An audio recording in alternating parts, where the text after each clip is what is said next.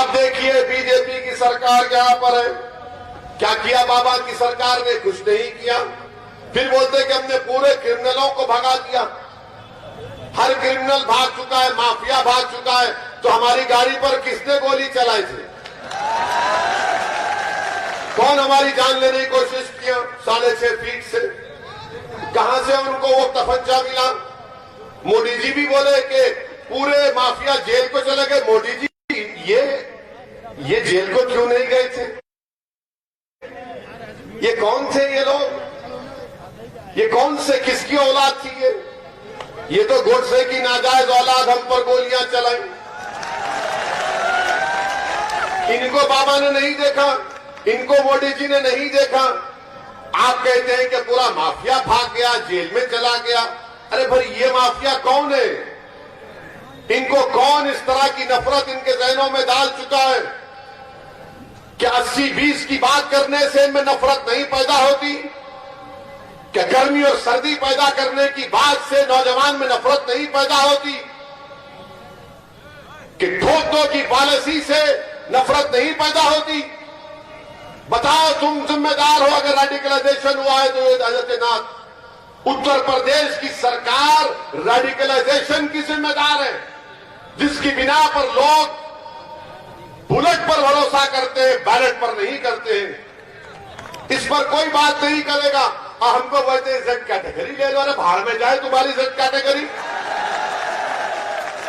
हमको हमारी जान की अहमियत मालूम है, मगर अगर मेरी जान की सुरक्षा, मेरी जान की हिफाजत उस वक्त होगी जब वो बच्ची जो नकाब पहनकर कॉलेज जा रही, वो भीड़ उसको घेर लिया, उसकी हिफाजत नहीं कर पाए तो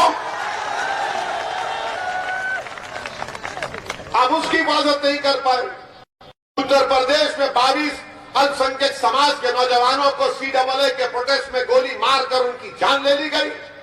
क्या उनकी जान मेरी जान से कम थी क्या? आप उनकी जान की हिफाजत नहीं कर पाए। आपने एनकाउंटर के नाम पर जेल में गोली लगी। बताओ इसका कौन जिम्मेदार है? क्रिमिनल भाग गए, कोई क्रिमिनल नहीं भागा। क्रिमिनल भी है, माफिया भी है, सब है यहां पर। बीजेपी की सरकार ने मुजफ्फरनगर कांड में जिन अपने बीजेपी के लोगों पर मुकदमा थे उसको वापस लिया, सुप्रीम कोर्ट में कहा। ये समाजवादी की सरकार चार्जशीट नहीं डाली। कौन मिला हुआ है फिर किससे? घर किसका बर्बाद हुआ, खेत किसकी वीरान हुई, इबादतगाह किसकी वीरान हुई, बच्चे किसके यतीम हुए, किसकी मां और बहनों की इज्जत लूटी गई। आपको तो कुछ होता नहीं है, निशाने पर हम आ जाते हैं, मगर आप डराते हैं बीजेपी से हमको कि वोट दे दो। मैं आपसे अपील कर रहा हूं, डरने और घबराने की जरूरत नहीं है। हिम्मत से और अपने हौसलों को बुलंद रखिए और अपने इस हिस्सेदारी की लड़ाई में हिस्सा लीजिए। तीसरी बात, कल देश के प्रधानमंत्री एक वर्चुअल रैली में कहे कि मैंने ट्रिपल तलाक का कानून मुस्लिम महिलाओं के लिए लाया। प्रधानमंत्री ये कह रहे हैं कि ट्रिपल तलाक का कानून देश के मुस्लिम महिलाओं के लिए लाया और कह रहे हैं कि आपको पसंद है कि कोई बच्ची घर को आ जाए। प्रधानमंत्री जी, आपका मुस्लिम महिलाओं से मोहब्बत का दावा फरेब है, झूठ है, झूठ है। आपको मोहब्बत अगर होती तो आप पार्लियामेंट में अपनी दो स्पीच हुई राज्यसभा लोकसभा में, आप जो कर्नाटका में बीजेपी की सरकार है, आप उन बच्चियों के बारे में कहती कि बेटियों पढ़ो, चाहे निकाब पहनो या हिजाब पहनो, मगर तुम पढ़ो, पढ़कर काबिल बनो, देश का नाम रोशन करो। मगर प्रधानमंत्री बोलते मैं ट्रिपल तलाक का कानून लाया। ये शादी के मामलात में अब कह रहे हैं कि 18 से 21 साल कर दिया। इतनी मोहब्बत क्यों है?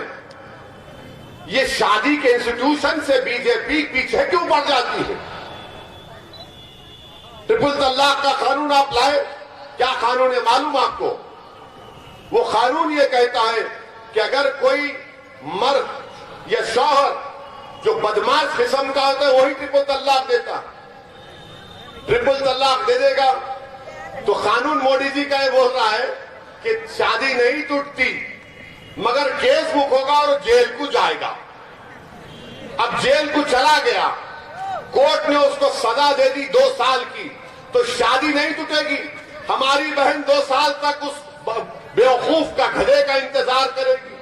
वो जेल से जब निकलेगा तो मोदी जी कह रहे हैं कि मेरी बहन तेरी शादी भी नहीं टूटी, और जब वो जेल से निकलेगा तो तू जेल के सामने चले जा, सीतापुर की जेल के सामने चले जा और बैंड बाजे के साथ जा, और जब तेरा वो निकम्मा गधा निकलेगा तो उसको गाने से इस्तेमाल करना कि बहाओ फूल बरसाओ मेरा महबूब आया।